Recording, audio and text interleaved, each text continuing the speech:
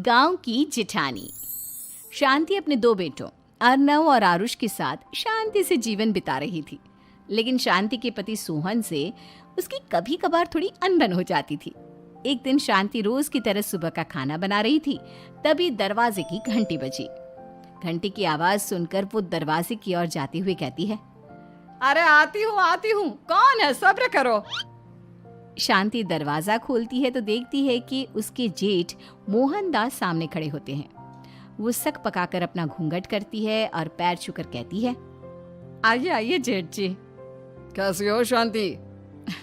जी मैं तो बिल्कुल ठीक हूँ, सब आपकी मेहरबानी है भाई साहब। शांति और मोहनदास की बातें सुनकर शांति का पति सोहन और उसके दोनों बेटे बाहर आ जाते हैं। अरे भैया राम राम, कैसे हो आप? राम राम भाई। अरे शांति, ऐसे खड़ी खड़ी क्या देख रही हो? चाय कॉफी कुछ लेकर आओ, भैया आए हैं। शांति तेजी से रसोई की ओर आगे बढ़ती हुए कहती है, अरे मेरी माँ, गेट खोलने के चक्कर में मेरे तो चावल ही जल गए। वो दौड़ी दौड़ी रसोई में जाती है और देखती है कि सारे चावल जल गए हैं। वो दोबारा चावल बनाने में लग जाती है। इतने में सोहन आवाज लगाता है, अरे शांति, तुम्हारे चावल का रोना खत्म हो गया हो तो चाय ले आओ। जी लाती हूँ अभी। शांति जल्दी जल्दी चाय बनाती है और मोहनदास को चाय देती है। सब एक दूसरे की खैर खबर पूछते हुए चाय पीते हैं। चाय खत्म होती ही मोहनदास शांति की ओर देखते हुए मजाक में कहते हैं, शांति, अब तुम्हारी चाय में दम नहीं रहा, अब हमें चाय बनाने वाली बदलनी पड़ेगी। ये कैसे मुमकिन होगा जेठ जी, घर और बाहर का सारा काम मुझे ही करना पड़ता है और कभी कभी जल्दी जल्दी के चक्कर में काम बिगड़ जाते हैं, जैसे आज चावल जल गए। अरे इसी का तो हल लेकर आया हूँ। मैंने रिश्ता देखा है अर्नव और आरुष के लिए। दोनों लड़कियाँ बहुत सुंदर और सुशील हैं। अगर आप दोनों इजाज़त दें तो बात करूँ आगे। सोहन और शांति रिश्ते की बात सुनकर कहते हैं, अब ठीक है, बात चलाइए ना भैया, पर पहले लड़की के बारे में कुछ बताइए तो सही। हाँ हाँ भाई साहब, लड़की कैसी है, परिवार कैसा है, कहाँ के रहने वाले हैं? देखो, परिवार तो बहुत अच्छा है, पर वे दोनों लोग बहुत गरीब हैं। दहेज में कुछ मिलेगा नहीं। अरे हमें दहेज में कुछ चाहिए भी नहीं, बस लड़की संस्कारी होनी चाहिए। एक लड़की तो पढ़ी लिखी है और शहर की रहने वाली है, पर दूसरी अपनी गरीबी की वजह से पढ़ न सकी और गांव में रहती है, लेकिन दोनों है बहुत खूबसूरत। अगर तुम सबको देखते ही पसंद ना आ जाए तो मेरा नाम बदल देना। हाँ, पर तो हम आंखें मूंद कर भरोसा कर सकते हैं भैया।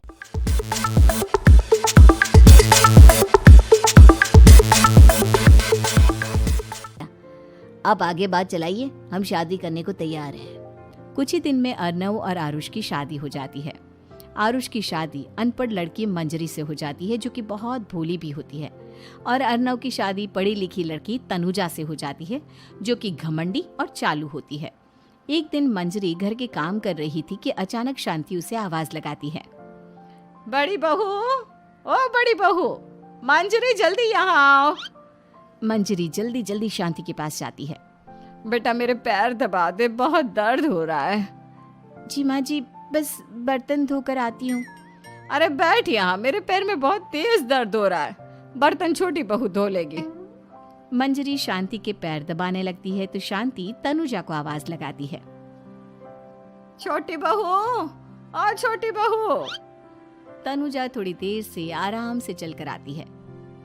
जी माँ जी, आपने बुलाया मुझे, आपको कोई काम था क्या?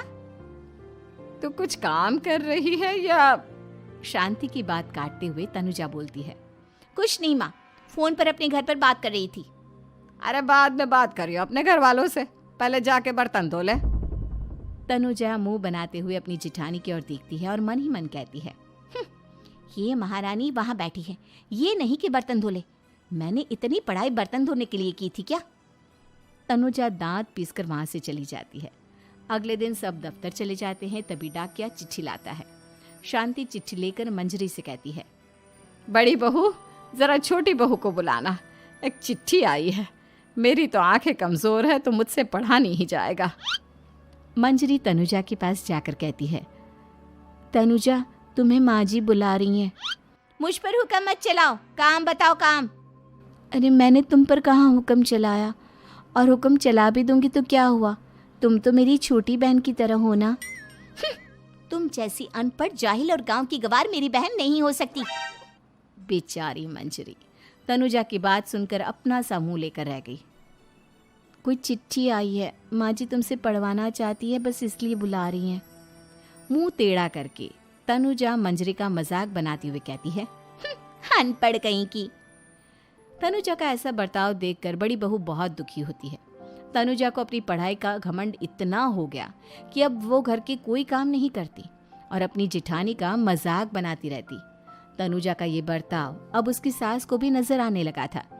एक दिन शांति ने अपनी बड़ी बहू से कहा, मंजरी, तनुजा हर समय तुम्हारा मजाक उड़ाती है, तुम्हें गुस्सा नहीं आता क्या? आता तो है माँ जी, लेकिन मैं क्या करूं? जब भी उसे कुछ बोलती हूँ वो और भी जली कटी बातें मुझे सुनाकर चली जाती है। मैं उसे अपनी छोटी बहन की तरह प्यार करती हूँ, लेकिन उसके दिल में मेरे लिए कोई इज्जत नहीं। बहू, तूने वो कहावत सुनी है, जुल्म करने वाले से ज्यादा जुल्म सहने वाला अपराधी होता है। मंजरी अपनी सास का इशारा समझ जाती है। वो अपनी देवरानी को सबक सिखाने की ठान लेती है और एक दिन शांति अपनी दोनों बहुओं के साथ बैठी थी तो शांति अपनी बड़ी बहू से पूछती है, अरे बहू, शाम होने को है, कुछ सोचा है क्या बनेगा खाने में? माँ जी, मेरे तो सर में बहुत दर्द है आज। मेरी प्यारी देवरानी ही कुछ अंग्रेजी खाना बनाकर खिलाएगी। सुना है पढ़े लिखे लोग अंग्रेजी खाना बहुत अच्छा बनाते हैं, क्यों तनुजा? इतना कहकर मंजरी अपनी सास की ओर देखकर मुस्कुरा दी। तनुजा अपनी तारीफ सुनकर बहुत खुश हो गई। इतने में शांति कहती है, ये तो सच बात है छोटी बहू, ये तो मैंने भी सुना है। हम भी पक गए हैं बड़ी बहू के हाथ का खाना खा खा कर। तनुजा, तुम्हारी माँ भी तो तुम्हारे खाने की बहुत तारीफ करती हैं। आज हमें भी खिला दो कुछ अच्छा सा बनाकर। शांति की बात सुनकर छोटी बहू और आसमान पर चढ़ गई, पर उसे ये कहाँ पता था कि उसकी सास और जेठानी उसे सबक सिखाना चाहती हैं। तनुजा अपनी तारीफ सुनकर खुश तो बहुत होती है, पर सोचने लगती है, मुझे तो कैसा भी खाना बनाना नहीं आता। अब मैं क्या करूंगी? अगर मैंने इनको सच बता दिया तो मेरी सारी इज्जत मिट्टी में मिल जाएगी। अरे छोटी बहू, क्या सोच रही हो? खिलाओगी ना अपने हाथ का अंग्रेजी खाना? छोटी बहू हाँ में सर हिला देती है। अचानक से उसके दिमाग में एक आइडिया आता है। मैं इंटरनेट से देखकर कुछ बना लेती हूँ, मेरी वाहवाही पूरे घर में हो जाएगी। मुझे कौन सा रोज रोज बनाना है। माँ जी, आज आप सबको ऐसा खाना खिलाऊंगी, ऐसा खाना खिलाऊंगी कि। इतने में शांति छोटी बहू की टांग खींचते हुए कहती है कि पता नहीं कैसा खाना खिलाओगी। ए ऊपर वाले, हमारी रक्षा करना। इतना बोलकर शांति और मंजरी दोनों जोर जोर से हंसने लगते हैं। अब तनुजा रसोई घर में चली जाती है और खाने की तैयारी करने लगती है, पर उसे रसोई घर की चीज़ों के बारे में तो कुछ नहीं पता। जैसे तैसे सारी चीज़ें निकालती है और इंटरनेट पर देखकर खाना बनाती है। कुछ ही देर में सब लोग घर आ जाते हैं। अरे सुनते हो, आज का खाना हमारी छोटी बहू बना रही है। अरे वाह, आज तो फिर कुछ अंग्रेजी खाना खाने को मिलेगा।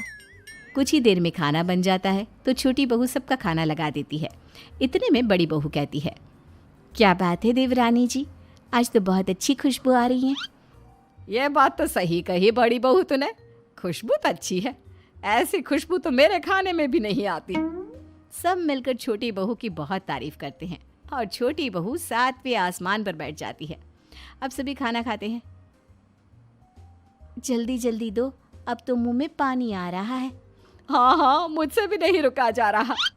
जैसे ही सोहन एक निवाला खाता है तो उसकी आंखों से पानी आने लगता है। ये देखकर शांति सोहन से पूछती है, क्या हुआ जी, खाना इतना अच्छा बना है कि आंखों से पानी आ गया? सोहन चुप रहता है और धीरे धीरे से खाना शुरू कर देता है। इतने में सोहन छोटी बहू से कहता है, बेटी तुम भी तो खाओ, तुम क्यों रुकी हो? खाना सच में बहुत अच्छा है। ये कहकर सोहन जोर से हंस देता है। फिर सब खाना खाने लगते हैं, लेकिन खाने में नमक और मिर्च तेज हो गई थी। तनुजा से कोई कुछ नहीं बोलता, बल्कि उसे भी खाने को कहते हैं। जैसे ही छोटी बहू खाना खाती है वो पानी पानी कहकर चिल्लाती है, पानी, इसमें तो पानी। ये खाना तो सच में इतना अच्छा बना है कि हमारे साथ साथ देवरानी जी भी इसके स्वाद को कभी नहीं भूल पाएंगी। सही कहा बहू। तनुजा को अपनी गलती का एहसास हुआ और उसने अपनी सास से कहा, माँ जी ये मेरी गलती नहीं है, इंटरनेट पर दिखाया था कि 4 चम्मच नमक और मिर्च डालने हैं। अब मंजरी को भी मौका मिल गया और उसने तनुजा पर तंज कसा। नाच न जाने आंगन टेढ़ा, हर जगह अपनी पढ़ाई दिखाती हो, दूसरों का मजाक उड़ाती हो। अब पता चला ना, हर चीज़ में पढ़ाई काम नहीं आती। और तुम तो शहर में रही हो, तुम्हें तो मुझसे भी अच्छा खाना बनाना आना चाहिए ना। बेटा, अगर तूने ठीक से सब सीखा होता तो आज तुझे शर्मिंदा नहीं होना पड़ता। बात शहर या गांव की नहीं होती।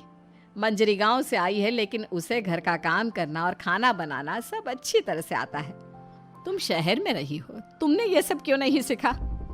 छोटी बहू सर नीचा कर सबसे माफ़ी मांगती है और बहुत शर्मिंदा होती है। दीदी मुझे माफ़ कर दो, मैंने आपको बहुत बुरा भला कहा, पर आपने मुझे हमेशा ही माफ़ किया। आज मुझे अपनी गलती का एहसास हो गया है। अब दोनों बहुएं मिलकर घर का काम करने लगी और एक दूसरे को अपने गुण बांटने लगी। मंजरी ने अपनी देवरानी को खाना बनाना और घर का काम करना सिखाया, वहीं तनुजा ने भी अपनी जिठानी को पढ़ना लिखना सिखाया। शांति और सोहन ऐसी बहुएं पाकर बहुत खुश थे।